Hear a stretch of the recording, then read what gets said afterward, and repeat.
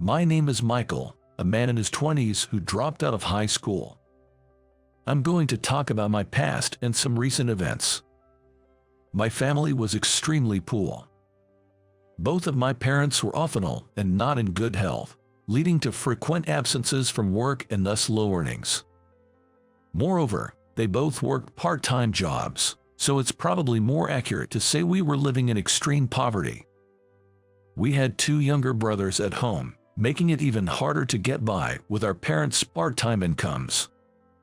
Sometimes, our neighbors would share some rice with us, but those moments made me feel utterly miserable. While other families managed without needing to receive rice, I often wondered why we were so impoverished. I sometimes thought it would have been better if they hadn't had me, given our poverty, but such thoughts were useless. Since I was already born, there was no point in thinking about it. We had to live desperately, struggling to survive, even if it meant crawling and working just to eat. That's why my middle school days were absolutely terrible. I was constantly mocked and ridiculed by a wealthy boy in my class named Chris. His father worked for a trading company and seemed to be making a lot of money. Chris was in a public middle school, having spent his earlier years in elementary schools abroad. During French lessons, he'd show off his proficiency, flaunting his pronunciation skills, which I found incredibly arrogant. But I couldn't compare to Chris in either academics or sports. He was smart, excelling in all subjects besides French, and on top of that, he was a great soccer player, popular among the girls. Even Emily, the class beauty and the school's queen, seemed smitten by Chris. Emily had a bit of an older sister vibe, and I never heard her talk about the type of guys she liked. She didn't seem to engage in romantic gossip like the other girls, which made her seem somewhat cool to me. Chris appeared to have a crush on Emily, but he seemed reluctant to confess his feelings. He acted as though it was natural for all girls to come to him, which I found repulsive. I despised his arrogant attitude and silently cursed him in my mind. Chris insulted me even more, constantly calling me poor or low class. "Hey, isn't your uniform frayed? Aren't you going to fix it? Well, I guess someone as low class as you can't afford new things. Both your parents work part-time, right? If I were you, I'd get a new one right away. But you, Michael, you'd probably wear clothes even if they're torn. How miserable. That's the life of the lower class for you. So what? It's not like I'm bothering you, Chris. Just leave me alone, will you? How dare you talk back to me, you poor loser? Do you know who I am? I'm the son of an elite businessman. I don't want to hear such nonsense from someone as dirt poor as you. But the impressive one is your father, not you, Chris. You're just a middle school student who hasn't turned anything. Like a small man acting arrogantly through borrowed authority. Pathetic. What? Say that again. Your parents look poor and dirty, almost like homeless people, and you probably don't even bathe, right? That shabby apartment you live in probably doesn't even have a bath. Ahaha. Poor people can't even lead a basic cultural life. What a masterpiece. Enough. I'm going home. Chris's harassment about my frayed uniform was incredibly annoying. He bragged that his family was wealthy enough to buy new things immediately, which was probably true. He would carelessly throw away things like erasers in the school trash bins, even if they were still usable. To me, it seemed wasteful to throw away things that were still functional. One day, Chris casually threw away an eraser. It was more than half used, so I quietly picked it up. Seeing this, Chris burst into laughter. "Oh wow, have you started picking up trash now? You're just like a homeless person. Michael, you're the epitome of poverty. You're surely headed towards being homeless. Here, take this eraser, I'm giving it to you. Oh, do you want this half-eaten lunch too? You always have just a single bun. You probably can't even afford proper bread. My family only eats the finest bread. Cut it out. Why are you always so mean? Chris, you're really messed up." "You're defending Michael, huh? Do you know who I am? I'm the son of an elite. I too will become an elite in the future. Just shut up. I won't be silent. I hate people who are as mean as you. Even if you're good at academics and sports, you don't deserve respect. Instead, I respect Michael, who is a better person. He always takes the initiative in tending the flower beds. Hey, that's enough. Don't make yourself a target for Chris. Just forget about me. Oh, so you respect this trash more than me. That's funny. He's a useless poor guy who can only tend flower beds. A person who's useless in studies and sports is unnecessary in this world. People like me are what society needs. Ha ha ha ha. Just shut up. All of you. That's enough, Michael, let's go over there. The only person who stood up for me was a classmate named Kevin. His father was a police officer. Perhaps that's why he had such a strong sense of justice. He always intervened in bullying and was quick to help those in need. Kevin always helped me, making him the only bright spot in my otherwise terrible middle school days. As I reached the third year of middle school, it was time to decide on our future paths. Of course, I wanted to start working right after graduating from middle school. My father and mother worked hard every day despite their struggles, and I had younger brothers to think about. So, I decided not to pursue further education and to work for the sake of my family instead. While everyone was listing the high schools they wanted to attend, I was the only one who wished to get a job. Chris said he would attend a famous private boys' school in the prefecture. It was known for its high tuition fees, which made me realize how wealthy he really was. Kevin, being quite smart, wanted to go to the second best public high school in the prefecture. I always received help from Kevin, so I truly hoped he would get accepted. During the entrance exam season, while everyone was applying to high schools, I wasn't doing much. Well, I was preparing for employment, but I hardly did any studying at all. Eventually, Chris got accepted into the famous boys' school, and Kevin got into the high school of his choice. At the graduation ceremony, everyone seemed happy, but I think I was the only one with a gloomy expression. After all, while everyone else would be wearing brand new uniforms and attending high school in the spring, I was the only one starting work. Even though it was the path I chose, I couldn't help but wish I could have experienced high school life too. I heard from someone that the lovely Emily was going to a famous girls' school. She was quite smart, so it made sense that she chose a school with a high academic standard. And so, after the graduation ceremony, I started working in April. At work, I was always pushed around. Being young, I often got yelled at by the other workers. Entering the workforce made me realize how tough it could be. When the day to receive my first paycheck came, I was shocked when I saw the salary statement. It was much less than I had imagined. After deductions for social insurance and other expenses, my take-home pay was around $900. I thought maybe I would have been better off working part-time, but since I had secured a full-time job and heard that it would be difficult to find another job as a high school dropout, I decided to stick with it and do my best. Time flew by quickly. Before I knew it, I was 25 years old, commuting between work and home every day. Lately, I've been extremely busy, with little time to sleep, and most of my meals are bought from convenience stores. I kept thinking that living like this would eventually break me down, but surprisingly, my body was resilient. Although my parents were often sick, I rarely caught a cold and never had any serious illnesses. In a daze, I got up, turned on the kettle, and prepared for my morning coffee. It's always instant coffee in the morning because it's less hassle. While sipping my coffee and browsing the news on my phone, I received an email from my former classmate Kevin. It seemed that he was off duty today. He had followed in his father's footsteps and become a police officer. A sudden class reunion next month. I'm curious to see how everyone is doing. If you are coming, I'd like you to be there. Of course, no pressure, but it'd be great if we could go together. So, I replied. That's pretty sudden. So, have the place and time been decided? It's at a restaurant in New York called Hellman's. They were renting it out for the event. The date is the first Saturday of April, during Easter holiday. I have no plans that day, so I'm thinking of going. I see. I don't have any particular plans for that day either, so I'll go, but I probably wouldn't have gone if Kevin wasn't going. It's nice of you to say that. Well, I also want to see you, as we haven't met since then. Let's catch up at the reunion.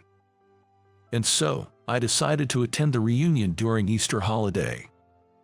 As I wasn't sure about the location of the restaurant, I met up with Kevin at the station and we went together. Kevin looked a bit tired as he had worked the day before, but I recognized him immediately, as he still resembled his younger self. "Ah, Kevin, it's me, Michael. Hey, long time no see. How have you been? Man, yesterday was terrible, dealing with a drunk old man. He was vomiting all over the place.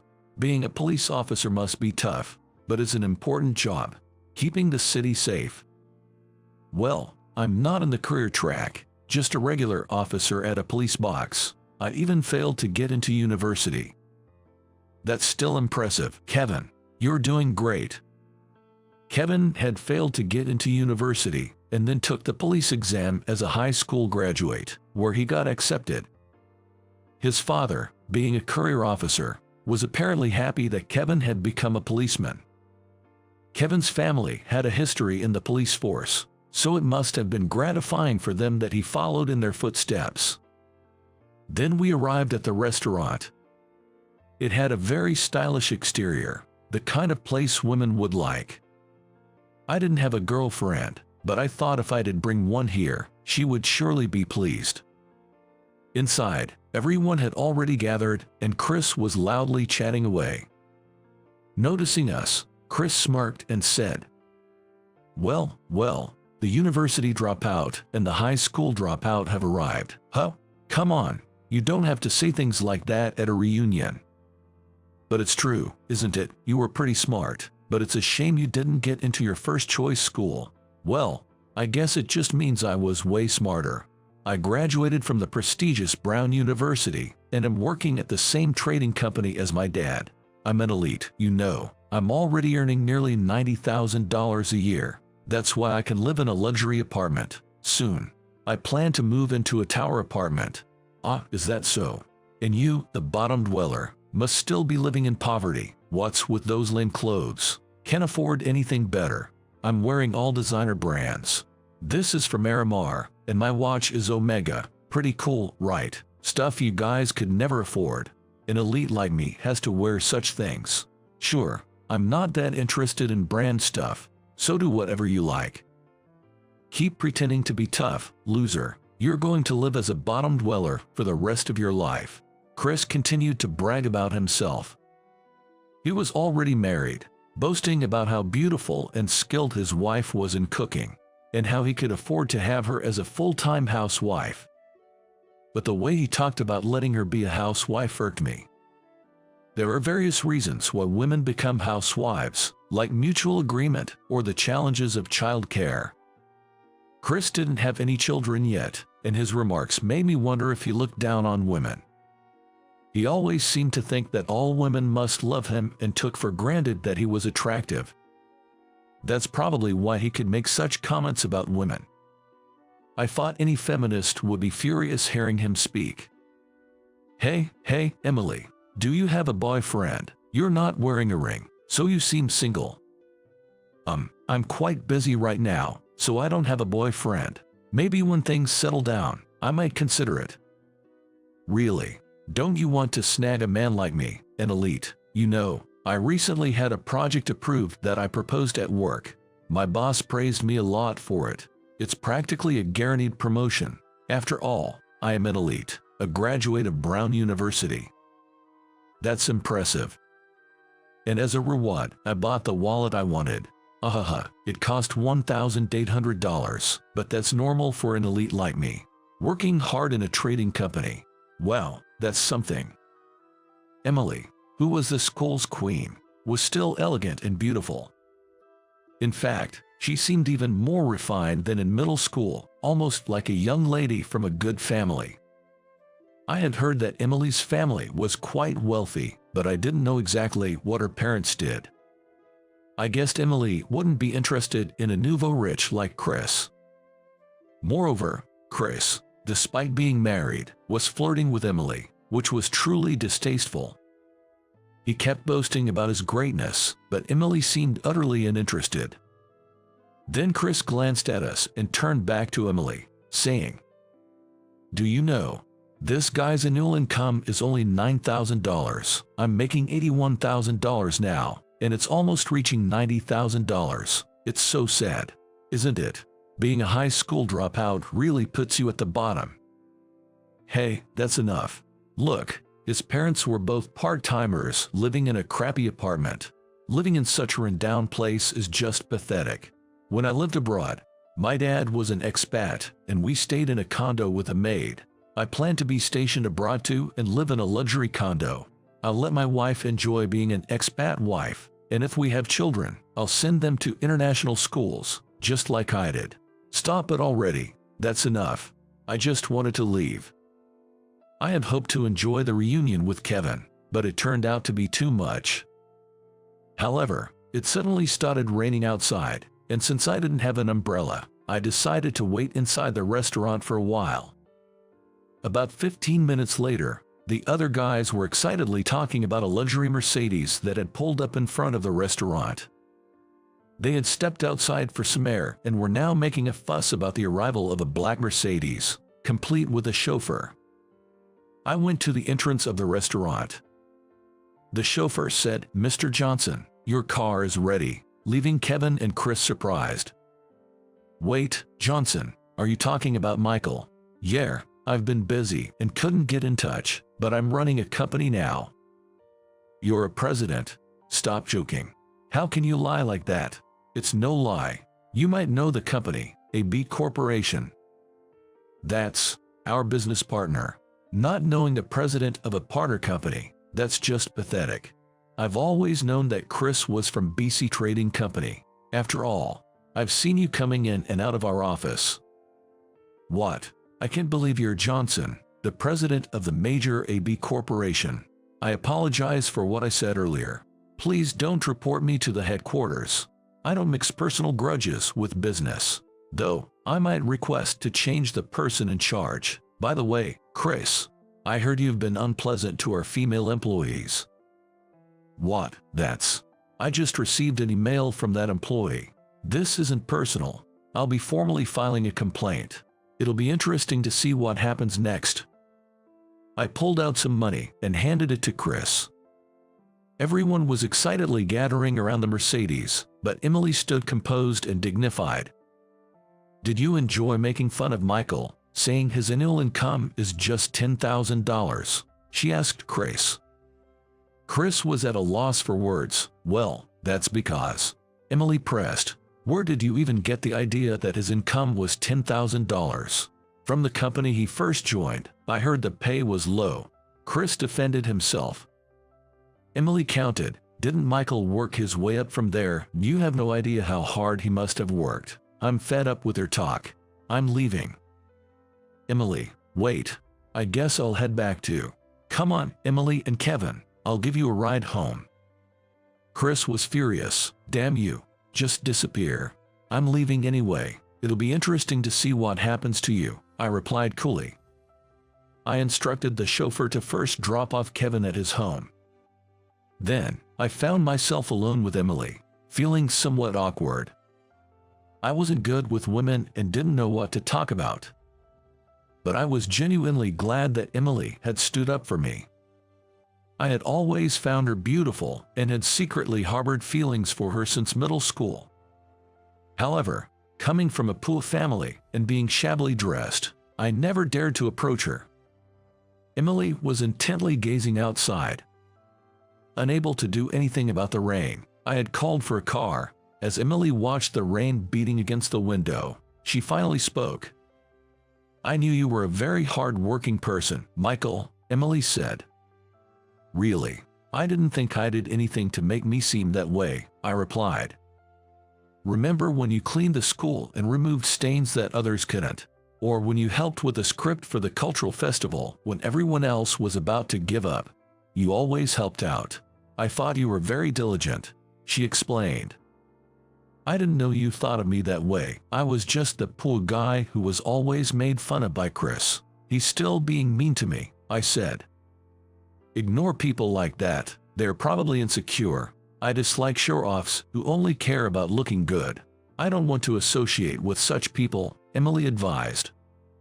"Yeah, you're right. Chris is still the same brooding guy. I don't want to become like him," I agreed. "You won't. You're humble, even as a company president. A friend of mine from university works at your company. She says you're a kind and good president," Emily revealed. "Really? I had no idea. Who is she?" I asked, surprised. "Sarah, my best friend from university," Emily answered. "Ah, Sarah. She's a very capable employee. I had no idea there was a connection," I realized. To my surprise, among my company's employees was Emily's university classmate. I was a bit shocked as I hadn't known about this connection before. You never know how or where people are connected. That's why I've always believed in valuing relationships and treating people with care. I had saved money working at my first job after dropping out of middle school. While I contributed to my family's expenses, I managed to save most of my earnings, always being frugal. Eventually, I decided to pursue the job I had always wanted. I have always wanted to become a president one day to make life easier for my family. Motivated by the desire to repay my parents, I started my own business at a young age. At first, my business didn't turn much, but gradually, it began to grow exponentially. Its rapid success surprised everyone around me. I even started trading with Chris's company, BC Trading. Chris frequently visited my company, and I had been observing him all this time. However, Chris never realized I was watching him, nor did he know that I was the president. I thought it was common for people in business to remember the president of a partner company, but Chris seemed only interested in immediate profits. He had been harassing a female employee at my company, and I had just been informed about it. I planned to report him to B Trading and change our business representative. I even secretly hoped his wife would divorce him. Afterward, I dropped Emily off at her home. At the end, Emily asked to exchange phone numbers with me, and we did. Having never exchanged private messages with a woman before, I felt a bit nervous. Her face was a bit red, possibly from drinking. My face must have been red too, but not from alcohol, as I don't drink. It was probably because I was thinking about Emily, which made my face feel so warm. Later, I learned that because of my report to B Trading, Chris had faced personal consequences. I felt a bit of gloating. Emily later invited me out to dinner as a thank you for the ride. We met at the designated place, where Emily arrived in a vibrant dress with her hair up. I nervously wondered if this was a date. I had never been in a relationship in my 25 years. Unsure how to act during a meal with a woman, I became stiff and awkward. "Is there something wrong with the dish? It's my recommendation," Emily asked. "No, it's delicious. I was just lost in thought. Sorry for zoning out," I replied. "What were you thinking about?" she inquired. "Well, I can't really say," I hesitated. "I've been thinking a lot about a certain man lately," Emily confessed. "A man? Do you have a boyfriend? Then shouldn't you be with him instead? If he finds out, he might get angry. I should leave," I panicked. "Don't be silly. I don't have a boyfriend. I never really wanted one. I've been busy with work, but lately, when I think about a certain classmate, my heart races," she revealed. "Is that about me?" I gasped.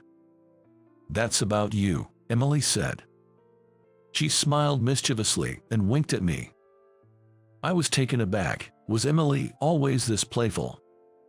Emily, who had always been cool and kept to herself since middle school, was now smiling at me. And she even winked at me, which left me wondering what it meant. I was thrilled. realizing my feelings weren't unrequited. Soon, Emily and I started dating. I thought she was quite cool, but she also had a playful side, and that contrast captivated me. Her occasional girlish smiles were incredibly charming, making me feel happy. Realizing I was the only one who saw this side of her made me grin. It's almost been a year since Emily and I started dating. I went to our date location with the engagement ring I had chosen for Emily. Emily was waiting for me at the station and handed me a coffee. With Christmas approaching, the city was brightly decorated with illuminations. After enjoying some shopping with Emily, we headed to a high-end restaurant. It was a bit early, but it was the season to enjoy Christmas dinner. Emily had a business trip next week, so we decided to have our date today. At the restaurant, I quickly took out the box with a ring. Emily, I chose this ring, thinking it would suit you. It's a token of my love. Please, will you accept it? Is this an engagement ring? Oh, I'm so happy. I didn't know I was valued so much, to be loved this much by you. Of course, you're my precious girlfriend. Emily, I want you to stay with me.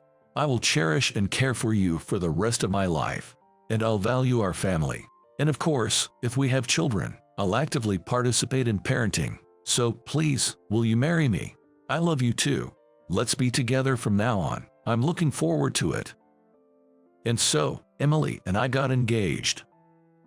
I never thought I could have such ordinary happiness. I was disliked and poor as a child but managed to turn things around with my own efforts. But when I think about it, it wasn't just my own doing. Kevin, who always stood up for me, and my parents, who raised me with great effort, were always there for me. So, I decided to proudly tell Kevin and my parents about the engagement.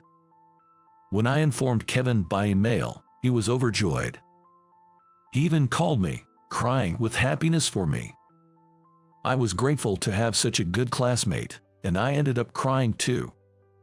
I'm so happy for you, marrying Emily. I want to attend the wedding, be as happy as you can be, and never let go of Emily, no matter what happens, Kevin said. Yay, I know. Thanks, Kevin. I was so happy when you helped me in middle school when Chris bullied me. I'm so lucky to have had a classmate like you. After that, we visited each other's families to inform them and gain their approval. We held our wedding ceremony. Kevin came and cried while congratulating us. He's really a sentimental guy. Since then, Emily and I have been living together, combining our strengths as a couple. I'm determined to take good care of my wife, Emily, who is now my life partner.